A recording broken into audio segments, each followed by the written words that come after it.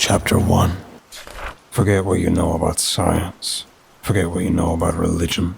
Forget whatever it is that you know of.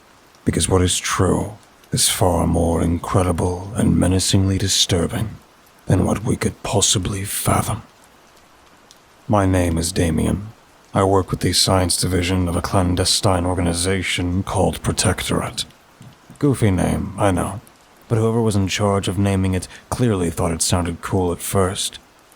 Regardless, I'm here to tell you there's quite a bit about outer space that doesn't get around on Earth, such as moon bases, space stations, fortress cities on Mars, and a natural wormhole by the former planet Pluto that's slowly expanding. This is something that I can't believe I'm writing about, but here it is. I had transferred to a space cruiser patrolling the Jupiter sector. The moon was cool and all, but I was getting tired of the horrible gravity and having to take those anti-atrophy pills every 12 hours. If you don't eat enough food, it gives you the mother of all stomach aches. At least the space cruisers have the capacity to create artificial gravity by spinning really fast. When I first saw a cruiser, I was surprised by how absolutely massive the structures were. They function as 10 rings that everyone typically lives and works in. They spin around a central stem, which can be used to travel in between the rings. More on that later. Luckily, I was not going to be surrounded by unfamiliar people. Judy was coming along with me, which gave me quite a bit of relaxation to adjust when someone like her backed me up when I got in trouble with blabbing my mouth to the newbies. "Damien, you're still talking about confidential information," she grouched. I was with 3 other guys in the monitor room, telling them about how we recently had a friend who traveled back in time to save everyone's lives, and now he's mentally unstable. "Judy, I won't let Shay be forgotten by this organization. He's literally the reason we're still alive, mind you." She crossed her arms, leaning on her hip, and said, "Yeah? And what would you do if one of the commanding officers came in and caught you yammering? I miss Shay too, but I respect the rules." I gritted at her. "And that's why you can't get that promotion. The organization wants daring individuals, like myself." She stomped her foot on the metallic floor. "You got demoted last year." But I blew her off by saying, "1 step back, 2 steps forward. I'm certain I'll be promoted before you." She raised an eyebrow and then held up a small, rectangular device. "Not after I show the captain you've been disclosing information." The other guys in the room started to chuckle, and I quickly got up from my seat, trying to tone down the tension. "Hey, I wasn't trying to be too snobbish, Jude. Cut me some slack. Just wanted to show Shay some humor. Didn't he deserve that?" She pursed her lips and lowered the device, slipping it into her pocket. "I'm not going to be as nice next time," she warned, turning around and leaving. I left out an exacerbated sigh. "Jeez, she's a handful." One of the other guys, a blonde dude with a cracked front tooth, replied with a chuckle. "She could say the same about you, but it seems like she's got a tight enough leash." "Oh, ha ha, very funny. But unlike you guys, she actually likes me. And she typically doesn't like anyone." They looked around each other. I could tell they didn't believe me when I said that, but I knew it was true. Judy would always talk to me first whenever we were in the same room. I returned to my seat, but I took this time to nap, as usual. There was no reason for anyone to stare at the monitors when sensors were built into the vessel that warned you of anything getting within 3,000 miles of this cruiser. I don't know what I was dreaming about. Something about the sun turning blue. Then I saw someone jumping me, and it was suddenly lights out. I have this dream almost constantly these days. But then, an abrupt alarm started to ring out, and I was taken out of my sleep.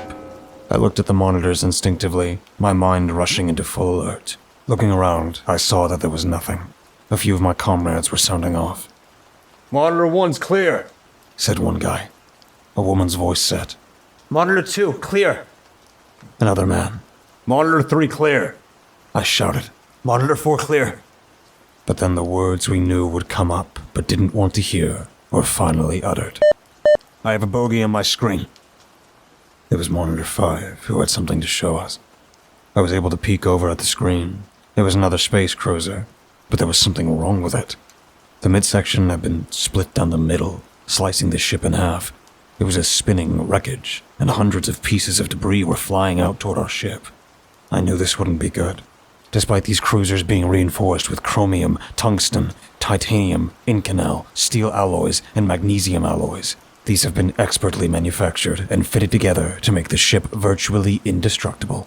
But seeing that one of our own, a vessel constructed with the same material, was split in half, didn't exactly fill me with much hope. We were gathered on the bridge, and the captain looked at the large monitor displaying the wreckage. Pieces of shrapnel were bouncing off of the hull. Judy stood beside me, her eyes fixated on the destruction. "By now," the captain said, "you've realized that one of our space exploration vessels has come to a tragic end." No one said a word. No one was sure what to say. He continued, "That being said, one thing needs to be brought to light. How is it an entire ship was able to be obliterated without us knowing? The answer is on board that ship." Judy, as always, was the first one to ask the question. "Sir, I know what you're referring to." The captain was a wrinkled old man. His head was thin and balding, and he often had that no-nonsense British accent. "Well, what might that be, Chief Scientist Marlowe?" Judy answered. "Well, I was curious about the ship thing. It doesn't make sense how one of our ships could have possibly been destroyed without us knowing until I checked the frequencies. Their all-clear signal is still running." A small smile cracked on his face. I couldn't help but give Judy a pat on the back. "Nice," I said. Her smirk was written across her face, giving her an ego stroke. "Well, I'm glad to see that we still have people on board who aren't just panicking." His eyes darted at a few of the crewmates that worked on the bridge with him. Looks like the rest of us missed out on some drama. "Since Judy Marlowe is such a competent crewmate, I'm ordering you to go with a small squad prepped to board the ship." "But," she attempted to speak. "As I said, you'll be going on board to find out why the all-clear signal's still running." She swallowed and then looked down at the floor. I held onto her hand, and she quickly looked over toward me. I gave her my most reassuring smile, and she almost looked like she was about to return one, but she returned to looking at the floor. We were dismissed, and I watched as Judy suited up in those new, high-tech, magnet-step spacesuits. Although they were a little bulky, they were surprisingly agile, and they came with magnetic clamps that you could turn on and off so that you could walk on the outside of the surface of ships. The red lens helmet retracted further around the head, allowing you an even wider field of vision. The glass was able to filter away radioactive particles in extreme light, plus it kept you warm. Seeing Judy so nervous about going out on a spacewalk got my blood boiling. "I can't let this happen," I grunted. Although I wasn't allowed to go, I snuck into the changing room, getting inside one of the suits myself and quickly rushing over to the hangar doors about to open. But before I reached them, I made sure to give a friend on the bridge a quick call. When they saw me approaching, the guy in charge of the squad, a sergeant named Hector, held up his hand and said, "Hey, where'd you come from?" "Sorry, the captain wanted me to join last second." "Did he? Let me confirm." I could hear chatter on the frequencies. Hector said, "We supposed to get another guy on our team?" I waited awkwardly, glancing over at Judy, who looked stunned that I was standing there with her. Hector nodded to whatever he was being told and said, "All right, come on."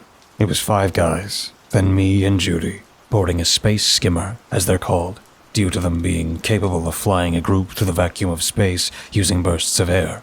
The air inside the chamber was sucked out, and the hatch doors opened. Judy looked at me and started speaking, but was making no noise. Both she and I could read lips. She said, "What are you doing here?" I said, "Couldn't let you do this alone." She smiled warmly and replied, "Thank you, Damien." We grabbed hold of the handles on the skimmer, and with a burst of air, we were launched out into the vacuum. Our space cruiser was orbiting around the wreckage, and we would have about 2 hours to explore before returning to base. I'm going to have to be honest. I love outer space. I looked over and saw the massive planet of Jupiter, the shadow of its moons orbiting nearby, but we were much closer than them. The radiation levels must have been really high, but thankfully, these suits were capable of protecting us.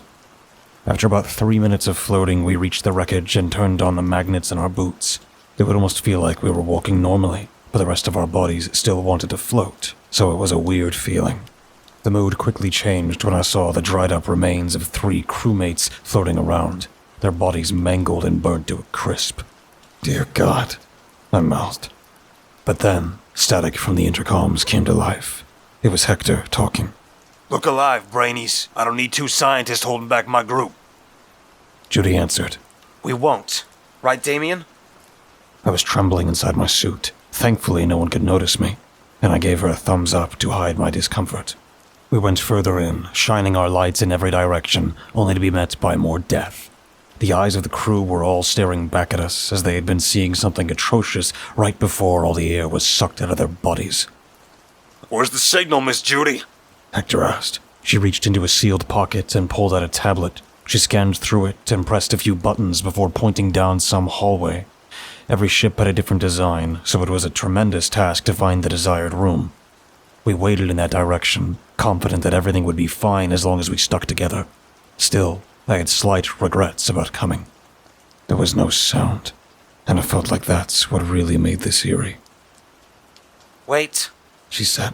It's behind this door. I held my breath as the squad wedged open the sealed doors. When they popped open, the 5 guys ran inside quickly, their guns drawn and sweeping the entire room. This was the monitor center.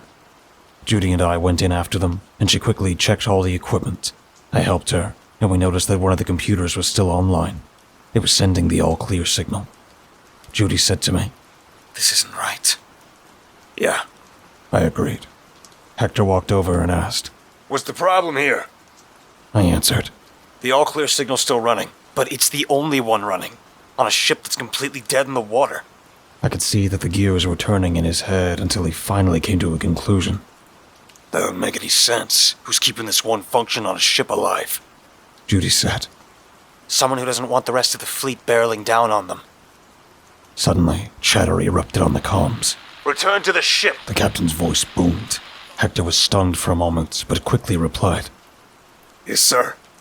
Judy questioned. What's happening? I don't know, but they want us to return to the ship now. His face looked visibly frightened. But we don't know what it is that's keeping the all-clear signal on. I informed him, but he wasn't hearing any of it. As we radioed all the others to form up and we exited the room, we had a little surprise waiting for us on the other side. When one of the soldiers took a look out first, he lowered his rifle and appeared to be confused. Hector called out, Dale, what is it? There's a little girl at the end of the hallway, sir. Hector was angered by that response, pushing ahead and looking in the direction Dale was staring in. Then he cursed under his breath and said, What on earth? Judy and I pushed forward, needing to see what it was. It was just as he described. An alien child was sitting at the other end of the hallway, legs crisscrossed, and with 6 large, feathery wings lying flat on the ground. Her head was vaguely shaped between a human and a praying mantis. She had 4 bug-like eyes, no nose, and a small mouth. Her wings resembled that of an eagle, and her arms were thin with only 4 fingers. Her skin looked as smooth as porcelain, and her snow-white hair floated in the vacuum of space. We approached her cautiously, 2 soldiers aiming their rifles at her. Getting a better view, her skin was also solid white, but with tribal-shaped stripes that were a bluish color. And she had no clothes. Judy was the first to approach her, formally. Are you an alien? The little girl's eyes peered at her with curiosity, but we were all surprised when this alien could speak English to her. Her voice was soothing and calm. I'm not an alien. We looked at each other, but Hector grunted. Whatever, we're taking her with us, because she might have information on what's happened here. That was fine enough for me, because I highly doubted Judy would let this one slip away. She helped her to her feet, and I ran over, seeing that there was a bit of a struggle. How are you struggling? We're in outer space. I hollered. I know, but she's actually heavy. I also felt her weight when I wrapped my arms around the kid's back and legs. And it's not like a child's weight. She felt like she was 150 pounds, max. Hector ordered. Stop screwing around and get to the skimmer. It was a struggle, but the kid wriggled out of our hands and walked around on the floor effortlessly. She was creating a gravitational pull towards any surface underneath her. At least that was my theory, but even I couldn't explain the science behind this because it's impossible. Artificial gravity is not feasible unless there's a modem, such as the space cruisers or just using magnetic boots. Rushing out towards the skimmer, a blue bolt of light flashed past us, followed by a painful grunting of someone in the back. Hector turned first, then Judy and I. The trooper in the far back had a large hole on the left side of his abdomen, completely cauterized through. He coughed a few times before falling slowly to the ground. Another soldier reached out to grab him, only for another blue flash to fire straight through his helmet, burning a hole through his head. Contact! The soldier's voice rang out, and more blue energy bolts started raining down. From the other end of the hallway, at least a dozen of other attackers were dressed in similar spacesuits as us. Why was our own attacking us?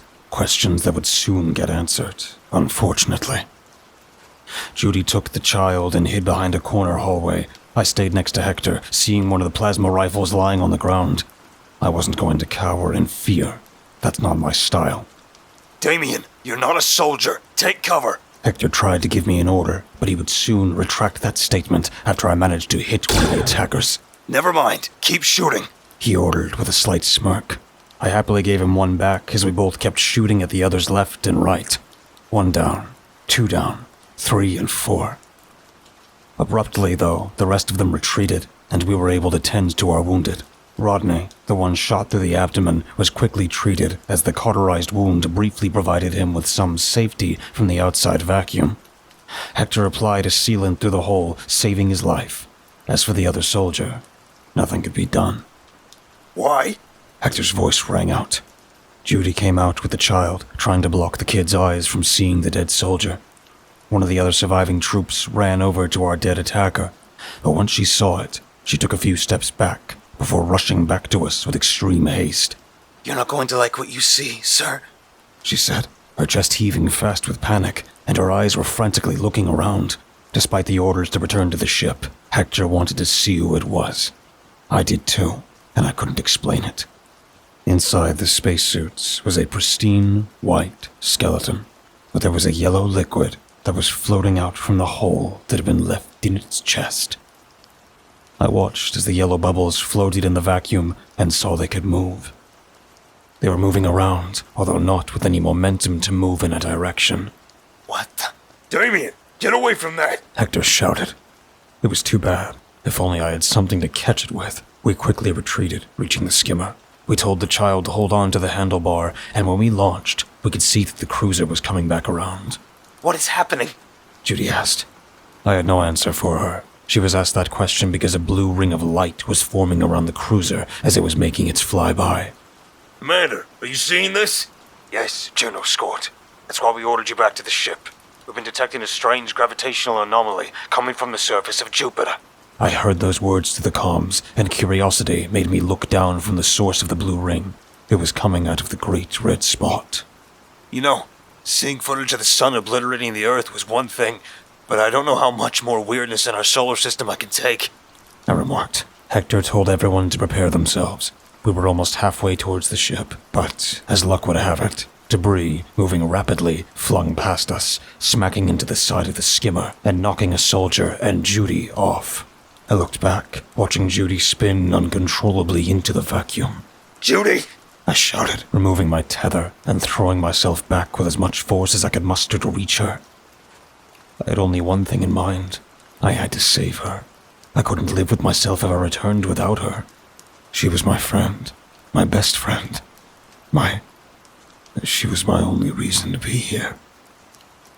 In the boundless expanse of the cosmos, weightless and untethered, we traversed through infinity.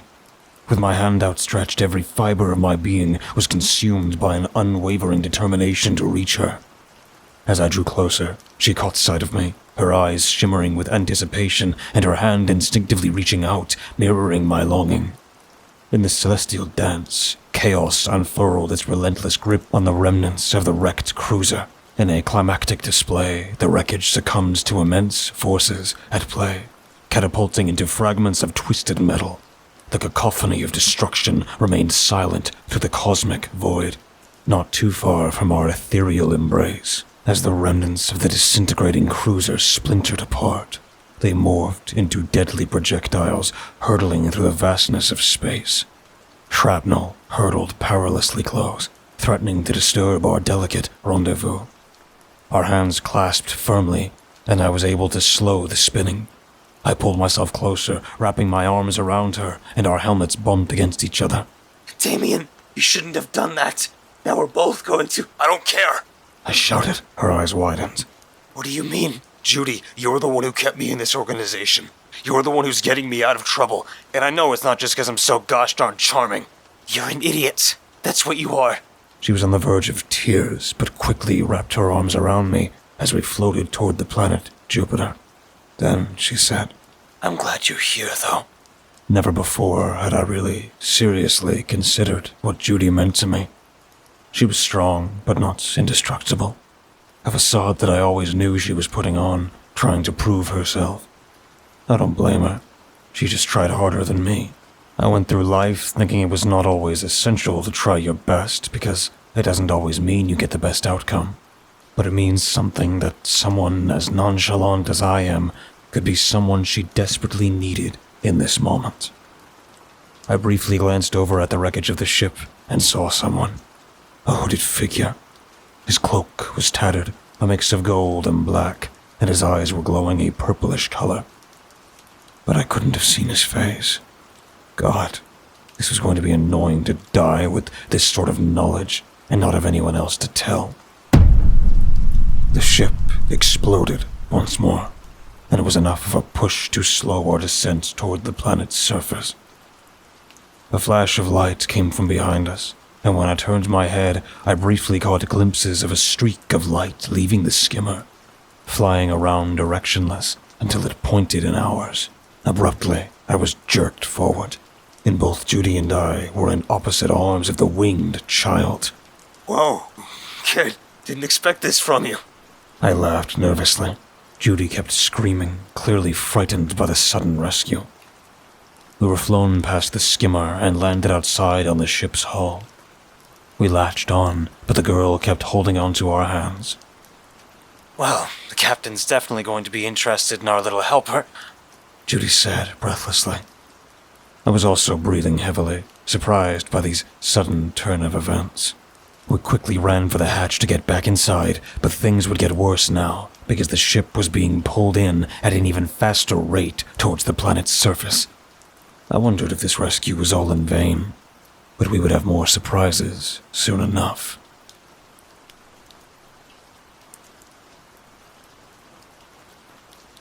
Chapter 2.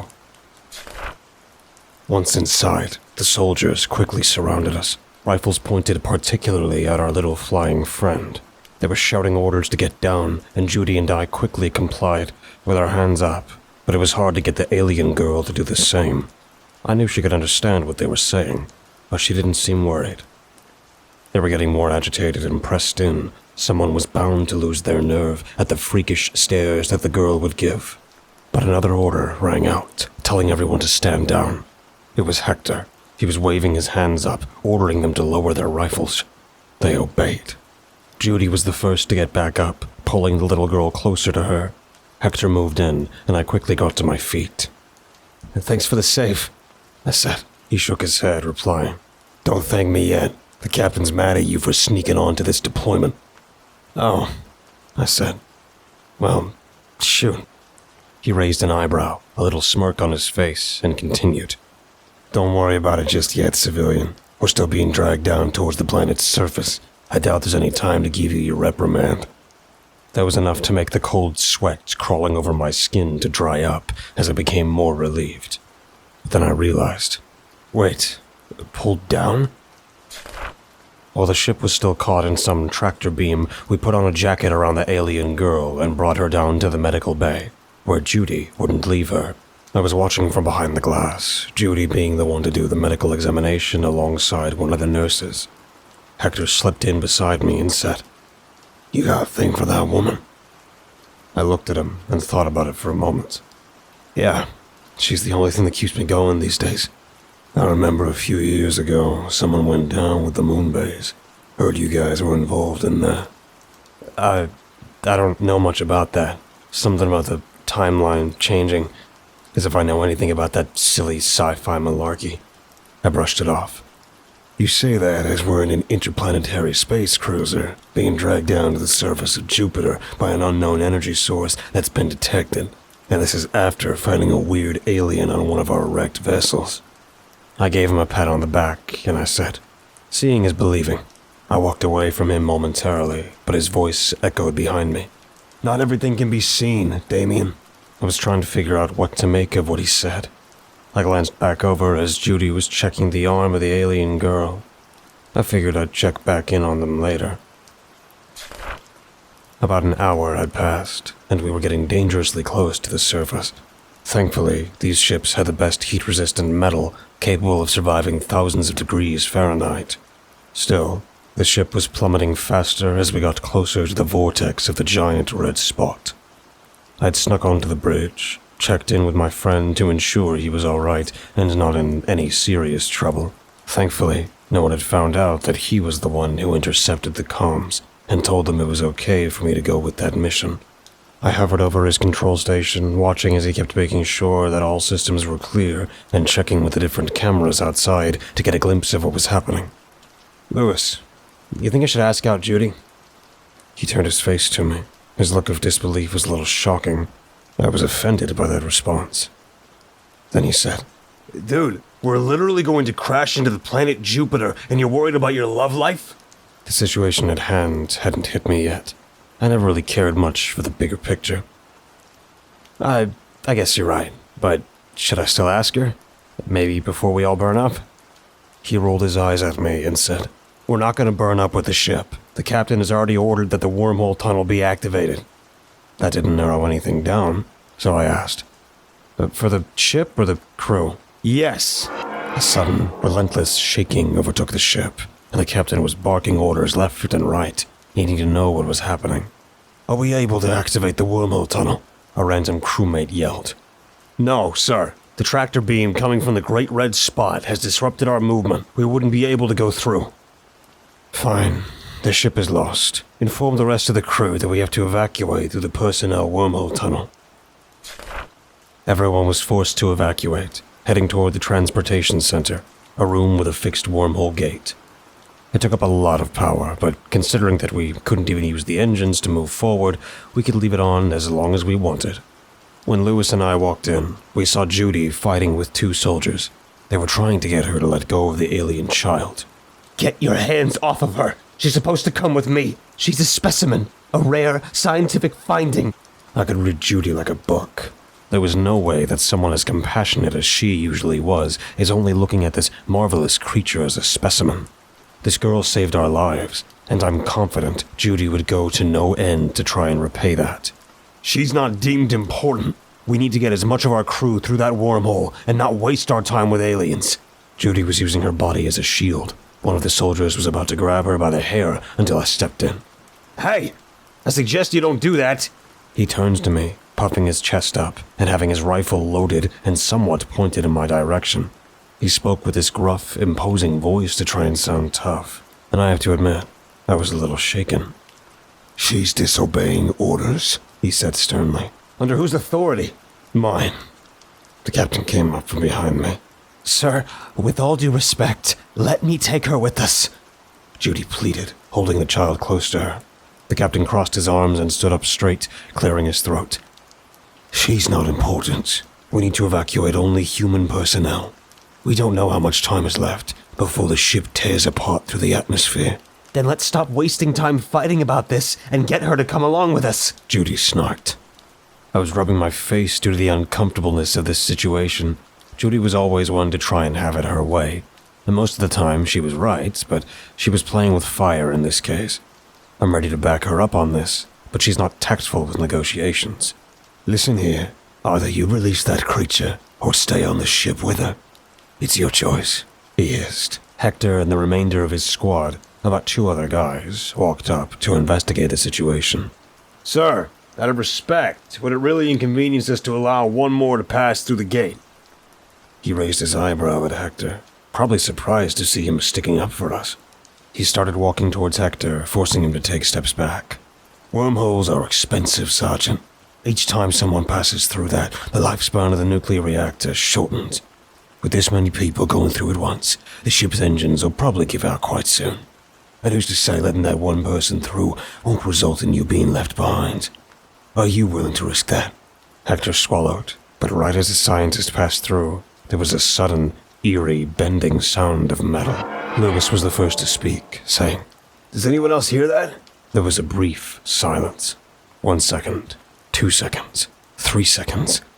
Then the ship buckled to the left, throwing us all off our feet and toward the side. Flashes and sparks of electricity exploded around the wormhole gate, and it began to flicker on and off until it shut off completely. Then all the lights went out, and there was a brief few seconds of pitch darkness and silence. I wanted to break the silence with a snide remark, but we wouldn't have much longer inside the chamber. The light from the wormhole flickered off permanently. This sent the captain and the remaining crew into a frenzy as they realized we were trapped. The emergency lights retracted the darkness, and an eerie red glow filled the room. Well, I guess we can only move forward from here, Lewis remarked. The captain turned around, his face probably red. I couldn't tell due to the already present red lighting. Because of your lollygagging and constant rule-breaking, we're all trapped here. He stomped his feet hard in my direction, and I took a few instinctive steps back, worried about what would happen next. Judy held on to the child. The captain slowed his pace until turning around to Hector and saying, Sergeant, execute these lawbreakers. But, sir, Hector hesitated. That's against protocol. You're letting your feelings. That's an order. The 2 soldiers behind Hector started raising their rifles, but Hector still hadn't. I moved in between Judy and the child and the gun in front of me, but my heart beat like a thunderous drum in my chest, and I stared down those barrels. When it looked like it was going to be the end, 2 scientists closest to the wormhole gate let out a piercing, sharp scream before instantly silencing out into a fleshy, splashing sound. Everyone turned around, and I kid you not, that robed man was standing in the middle of a pile of human blood and organs. He slowly lifted a foot up, the smearing sound of the red liquid sticking to his boots. And from his left arm, a long, curved blade similar to ancient Egyptian swords slid out. Who are you? The captain asked.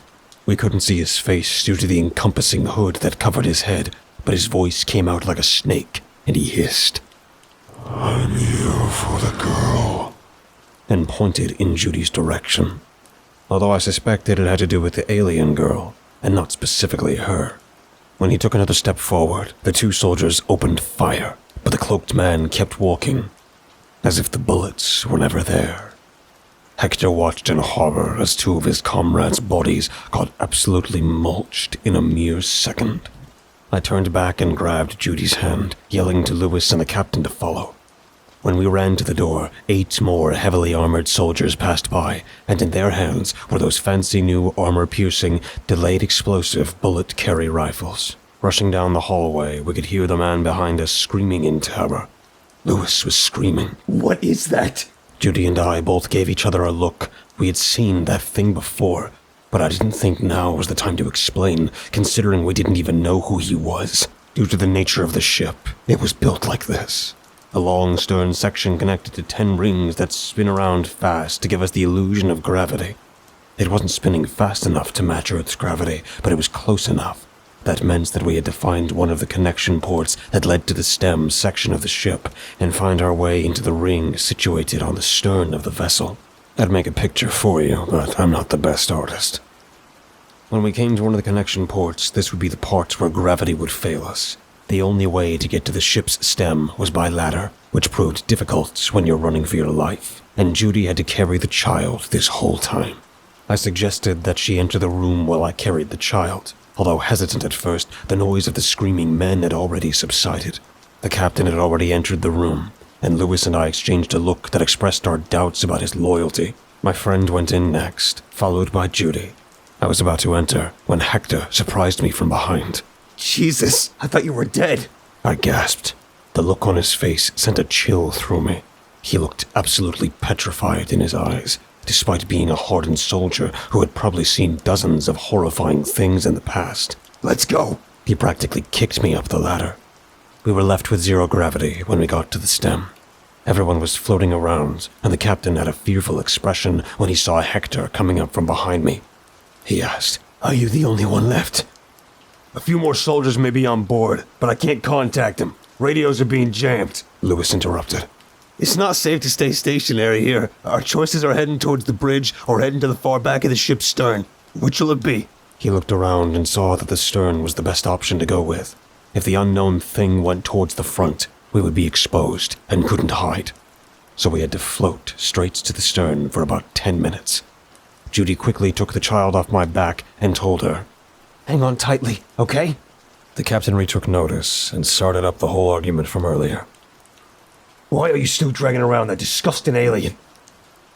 I'd had enough of this man's rudeness, not to mention his unprofessionalism and heartlessness. I was moving forward to set the matter straight, but Hector grabbed hold of my shirt and pulled me back.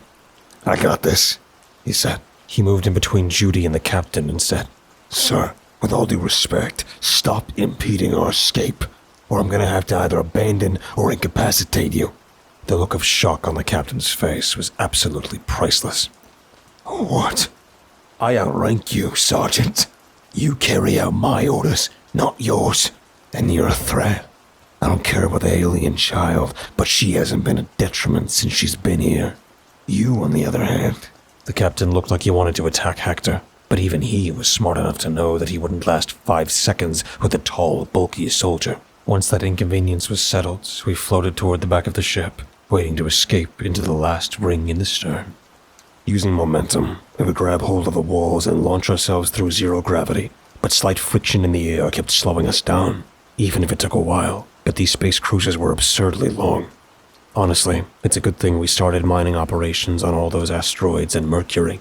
Earth could not sustain the amount of space stations and cruisers we have all over the solar system. I happened to glance outside, and my heart jumped in my chest when I noticed that we were already passing through Jupiter's atmosphere. Guys, that doesn't look good," I shouted. Everyone took a moment to stop and look through the windows. Everyone except for the alien child had the same fearful expression that I was feeling. It must be nice being ignorant. "Dear God," Lewis muttered. The captain's panicked demeanor was unacceptable. As the leader in charge, he should have been better prepared to handle the situation and remain calm under pressure. Seeing him step back and frantically look around without taking control and providing direction was concerning. It's also the worst people who end up in charge. There was one problem, though. We were already entering the atmosphere, yet the ship was not developing heat. We were falling, although not at a tremendous speed, since we had been locked in a tractor beam that was pulling us toward the planet's surface at a rate of about 500 miles per hour. "I wish we went through that wormhole," Lewis sighed. "I'm sorry, buddy. I didn't mean for..." He turned his back on me and floated away, saying, "Of course not. Damien never means to do anything bad to others, right?" I didn't have the words needed. Hector looked like he wanted to say something, but refrained. I wasn't sure what else I could do. If we were to crash on Jupiter, this would be our end. We had no escape, and there was that thing chasing after us. Judy had become quiet throughout this traversing through the ship, but when we finally reached the stern, we came to a ladder and began our climb, only backwards, because, remember, we'll be pulled down by a gravitational force. We found ourselves in an empty room and set ourselves up. We were tired and still trying to wrap our heads around whatever that thing was that was trying to kill us. Judy helped the little girl settle on the bed, and the captain stayed with Lewis at the desk. Hector kept watch by the door, popping in occasionally to ensure we were all good. He kept trying to reach the other security team members on the radio in between. I crouched beside Judy as we tried to get the little alien girl to talk. I also was fascinated by her wings. "Are you able to talk to us some more?" So far, her lips would not move, and she looked back at us with those bug-like eyes. "She's an alien. She doesn't know how to speak English," the captain rudely remarked. We ignored him and tried our best to get her to speak some more, but to no avail. Eventually, we gave up, and I walked over to the small glass window, now showing us nothing more than the orange and red clouds of Jupiter's great red spot. I leaned against the cramped space, Judy resting back against the opposite wall. We stood silent for a few seconds before she finally whispered to me, "Damien?" "Yeah." Her voice trailed off, and she looked like she had lost the words to say. "I wish we had more time." I crossed my arms and closed my eyes to take a deep breath. "Me too." She looked out the window again as we watched the world slowly become consumed in light flashes, but otherwise orange darkness. "I'm scared," she said, shocking me because Judy never admits she's scared. Not to my knowledge, anyway. "I am too." I extended my hand to her, and she trembled a little until I finally grabbed hold of it. I pulled her closer. We were practically a few inches from each other's faces now. "I wish we had more time," I said, a mix of regret and sadness in my voice. She forced a smile and replied, "The past is a dead place, Damien. We can't worry about what we could have done back then. We're forced to move forward. So ask me now, since we've been putting it off for so long." I wiped away the small tears that had trailed out from her, standing straight with her hands behind her back. This was the moment. I had to make a decision. I wish this would have been a more romantic setting instead of us plummeting to our doom. I love you, Judy." Met with a face that perked up with a huge smile, she poked my nose and said, "I know, Damien, because I've always loved you too." She moved her hands to hold on to mine, and once they were interlocked, she pulled closer, standing up on her tippy toes, and gave me a kiss. After all this time, I'm glad this would be my final moment. Then, Hector interrupted the moment by warning the rest of us. "I think he's here." The alien girl looked over to the door and back at us, her head tilted, and, to our surprise, said, "I'll protect Mom and Dad." Judy and I looked at each other with confused expressions until we realized what she meant. Judy said, "Wait, does she think we're her parents?" "But I'm not ready for kids," I shouted. The alien child jumped from the bed and rushed towards the door. Her hand pressed against Hector's leg when he tried to block her, sending him flying into the wall on the other side. She ran out. Judy and I were shocked and attempted to catch her, but she was already in the hallway, her wings extended out, and she blew past us with a sudden speed like a sonic jet. "What do we do?" Judy looked at me. In all actuality, the real question was, what could we do? Clearly, this is something humans can't handle.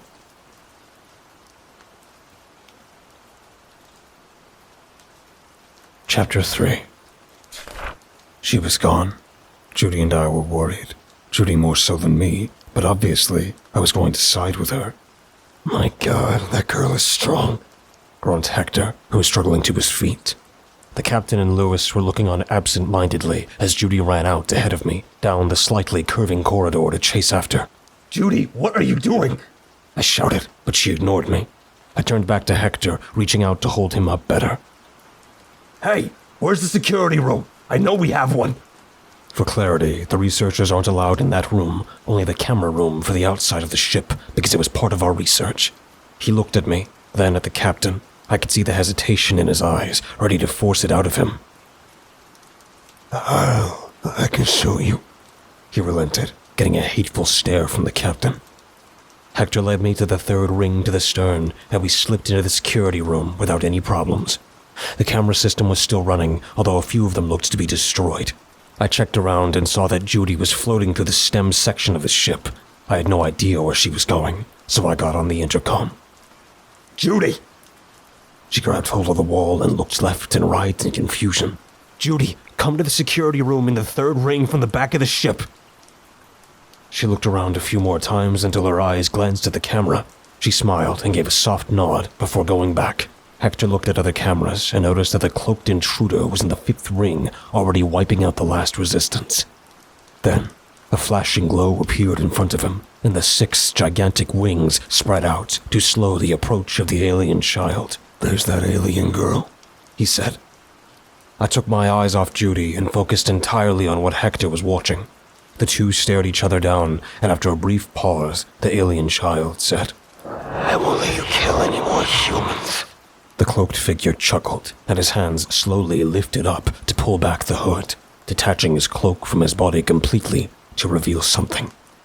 I wish I had a trash can ready, because I immediately wanted to vomit. Underneath those robes stood a 7-foot, blackened humanoid with a layer of sparkles over its skin, like someone threw glitter all over his body.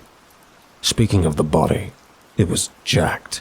I mean, he had to be taking steroids to look that muscular. He had a human skull for a head, with strands of flesh holding it to the neck and lower jaw, which was all flesh. His arms were throbbing with veins dancing over his ginormous muscles, and his fingers stretched out like long knives for fingers. He finally finished showing off, and replied with a hazy, echoing voice. Child, I can't allow you to escape. My master demands you come quietly with me. The alien girl readied herself in a battle stance, and even more shockingly, a second pair of arms sprouted from underneath her first pair, and her legs began to tense up, revealing stronger muscles underneath than initially believed. Until I punish you for your crimes, Cato Carrion. She created two swords, grabbed hold of them, and charged forward, ready to strike. Her opponent wielded twin kanabu, a fearsome weapon he easily handled despite its size. She launched a fierce attack, but he deftly blocked her strikes with his massive weapons, forcing her to back up. These alpha-level humans are pathetic, He said sternly. Why are you risking your life for them? They're nothing compared to the higher classifications. They clashed again, and the child threw one of her blades through his abdomen, but he blocked it, briefly forgetting about her other arm, and had to readjust as she was throwing another blade toward his head. Within a split second, barely an inch from his skull, he stopped the blade before it could penetrate, but felt the intense pressure of her two free hands punching him repeatedly in the midsection of his body. I don't have time to deal with your temper tantrums, you proto-angel. I'm not returning empty-handed. She crossed her blades with a blazing fierceness in her eyes. And I'm going to be playing kickball with that skull of yours when I'm done. He licked his lower lip, although it's hard to tell if he was smiling, considering that the whole top half of his head was a skull. The door behind Hector and I opened, and Judy came running in. I pointed out to the cameras that showed where the fight was happening. There was a rapid movement of wings and flashing swords, so it was a little hard for us to see much, except for the constant swinging of those cannonballs. But the intruder pushed her back.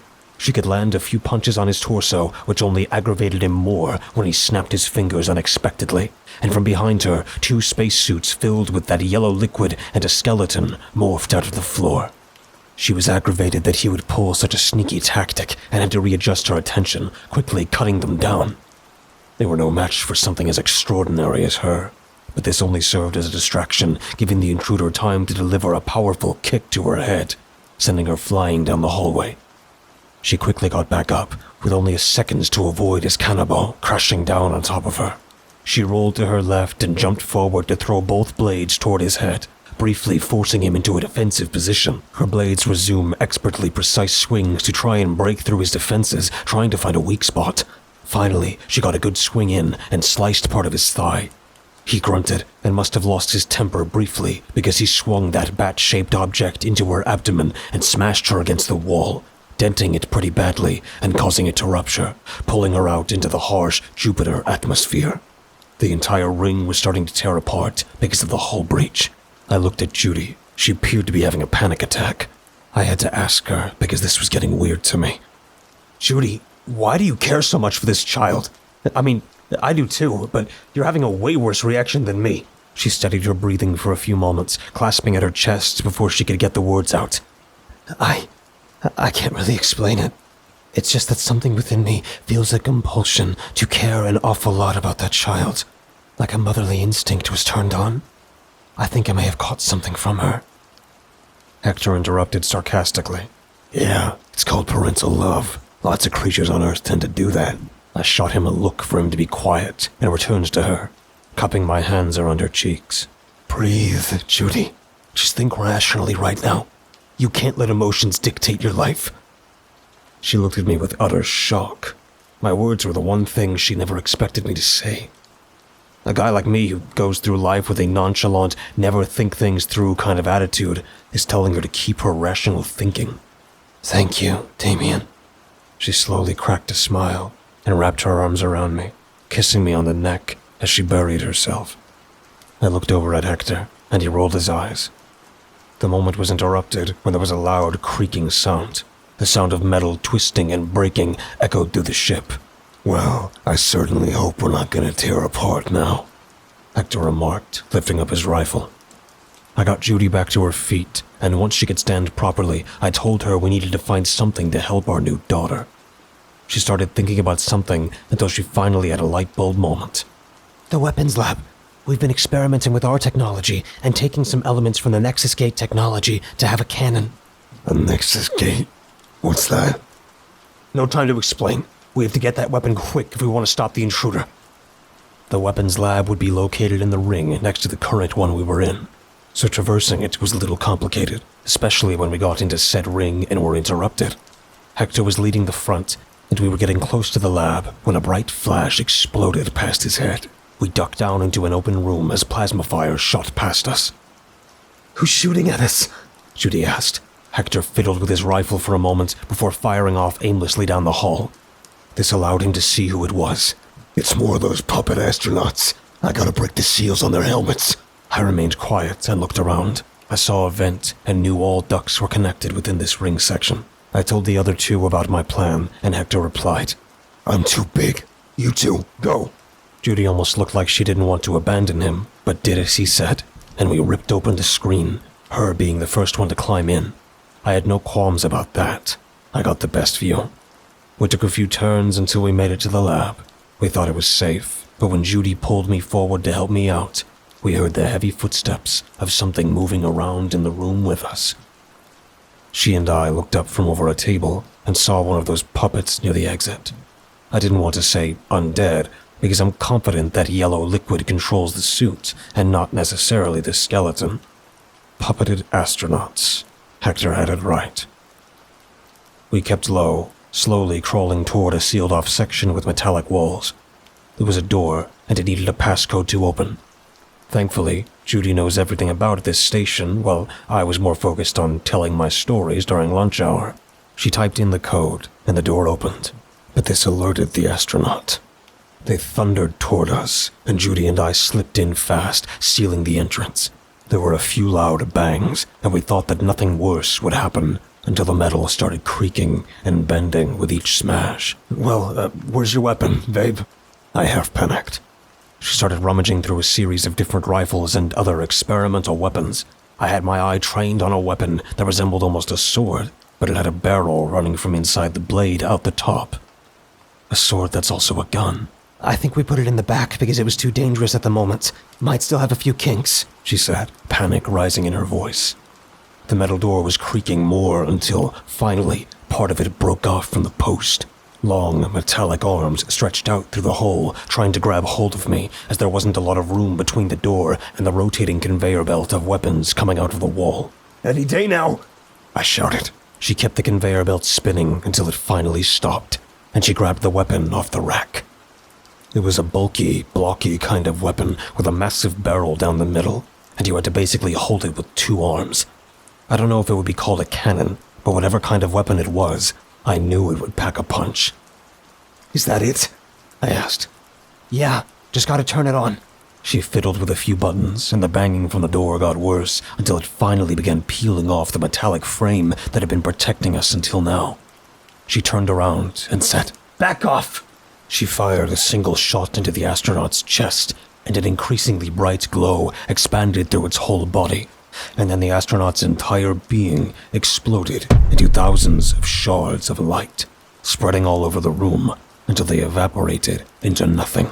"Whoa!" I shouted in amazement. That was incredible. What happened?" Her eyes were wide open, and she was breathing heavily. I was so... I reached forward and lowered the weapon in her hands. I gave her a look of reassurance, and she took a few more deep breaths before handing the weapon off to me. "I'm not good at this stuff."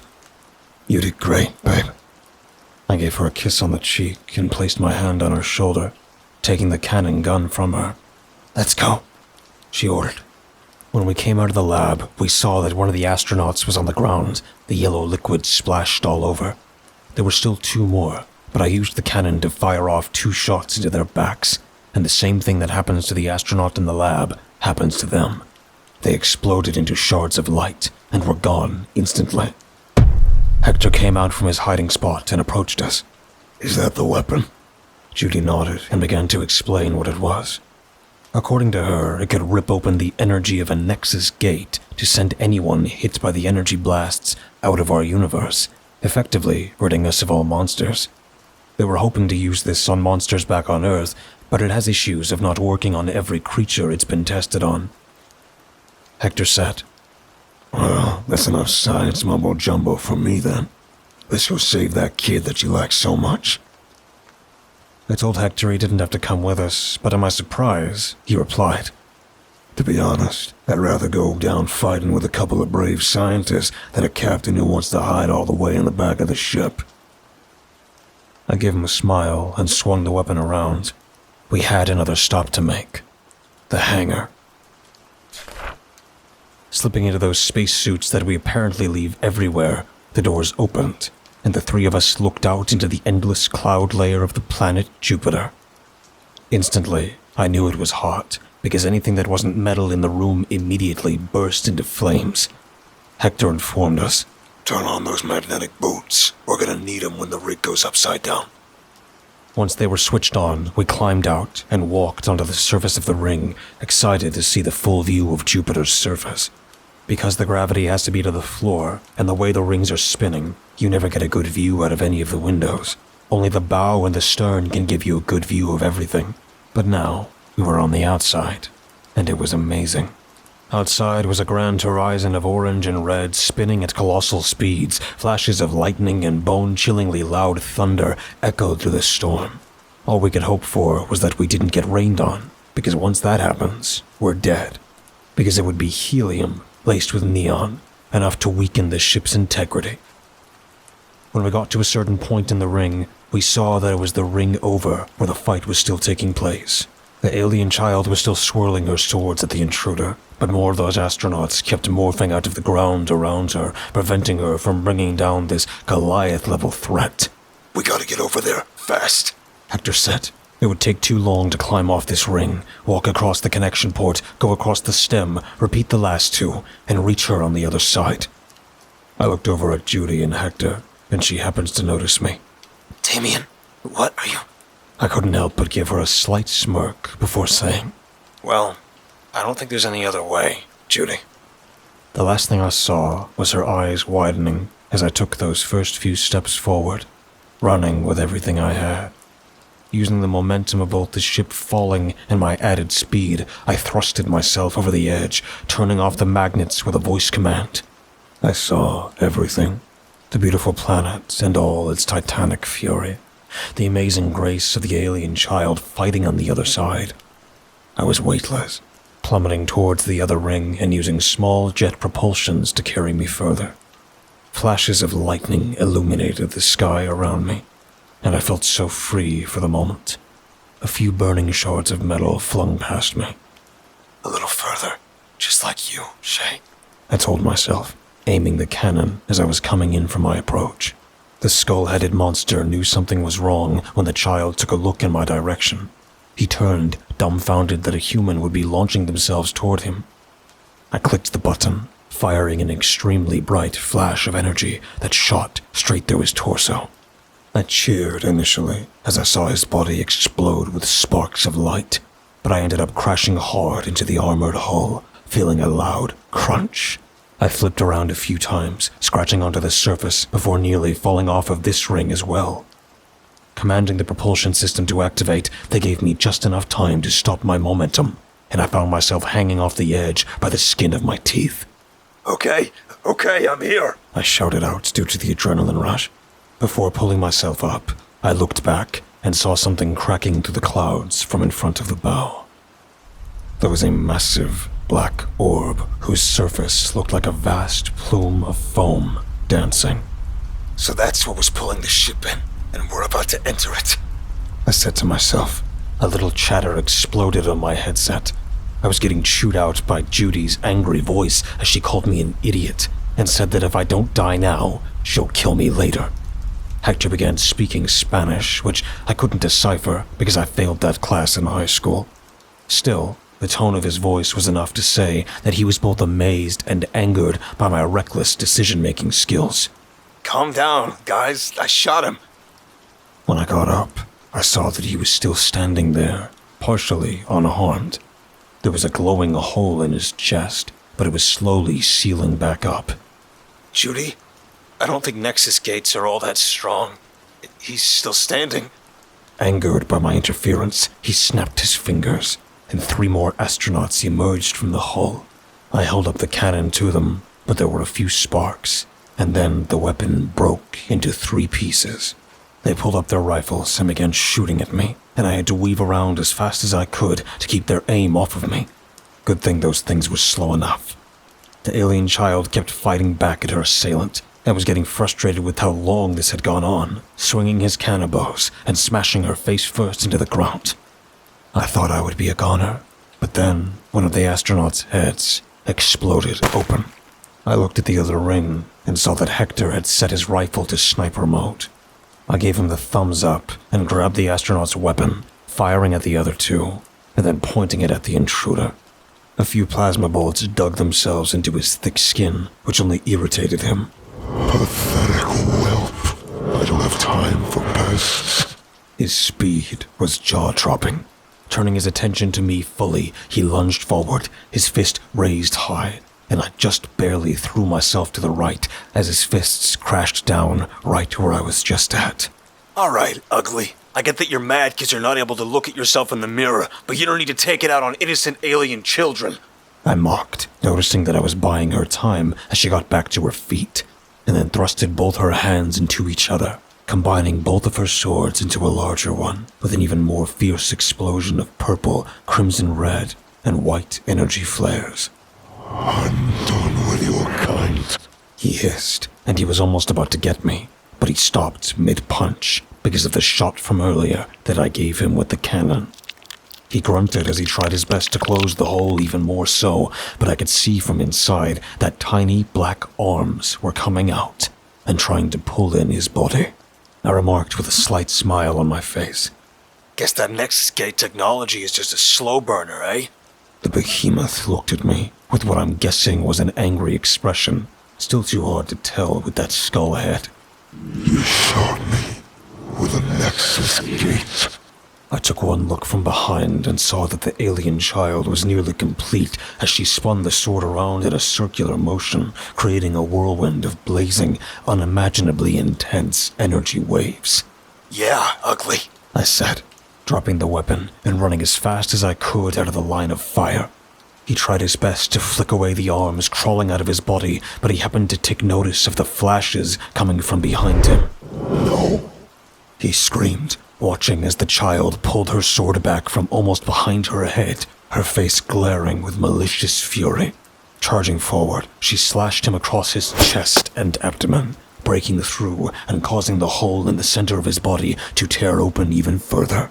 Her movements were like lightning strikes, too fast at times for me to even keep up.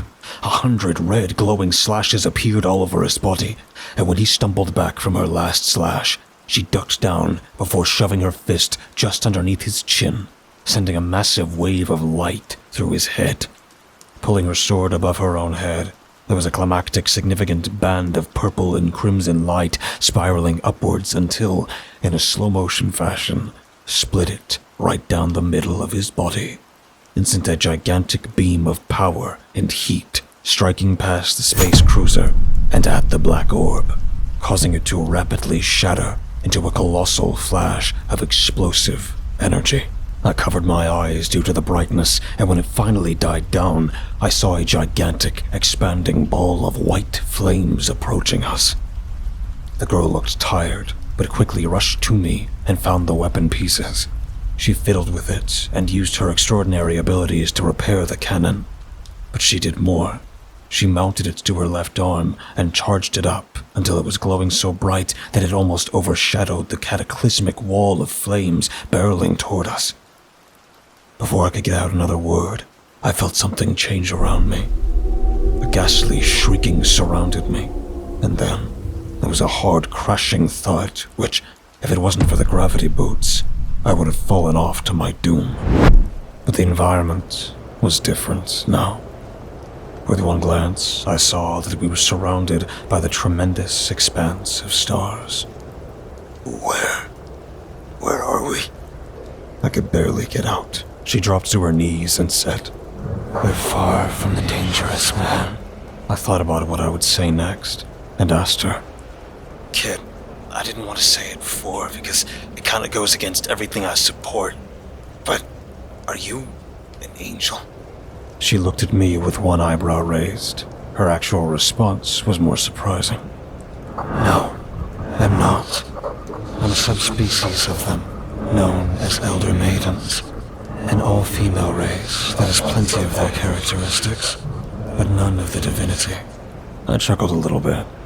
And here I wanted my worldview to be correct, only to find out it was for a bit, until she mentioned that angels are real.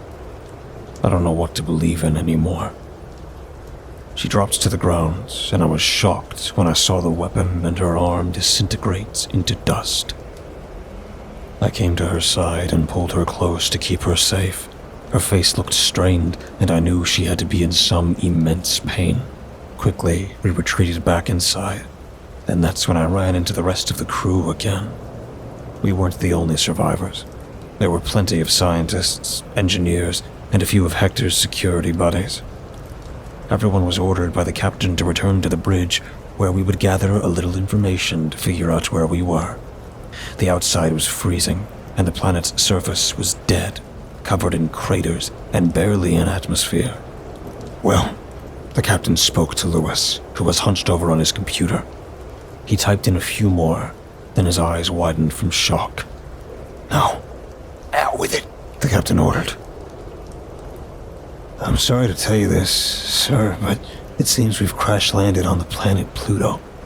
Despite everyone's fear and confusion that we were trapped on the frozen body at the very back of the solar system, Judy still didn't seem to grasp the situation, and her OCD kicked in. "Pluto's not a planet. I don't care!" It's been roughly a month now, and we've been trapped here on Pluto, trying to get a signal back to Earth. Many of our communications have been destroyed, and Judy and I have been working on a little side project on creating a radio device, while everyone else worries about being left behind. The captain still wants to throw the girl out, although I'm pretty sure doing such an action wouldn't affect her, since she's unharmed by the elements. But Hector has always been by our side, and has kept the captain in line since he's been more erratic. The idea that there are cosmic entities beyond our understanding lurking about and incredibly hostile makes me fear that humanity is on a thin line between survival and oblivion. But there is comfort in knowing that there are benevolent creatures that also fit in their category and are constantly waging war, making me feel a little insignificant in this vast, eternal expanse of the universe. But I have Judy beside me. She keeps me grounded. And with all the craziness and the uncertainty that we may never get rescued, I'd rather spend this time with her and our new adopted daughter. Worrying isn't going to solve the problem right now. In our case, it's best that we just don't think about it.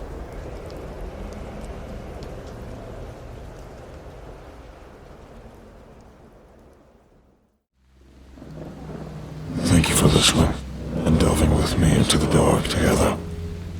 Please remember to leave a thumbs up and subscribe if you feel so inclined. The more engagement this video gets, the more YouTube will push my content to others. Thus, the following will grow. All stories read in this channel will be available on Spotify, iTunes, and just about everywhere else. Links in the description. Thank you for listening and feeding the cause. We'll be seeing you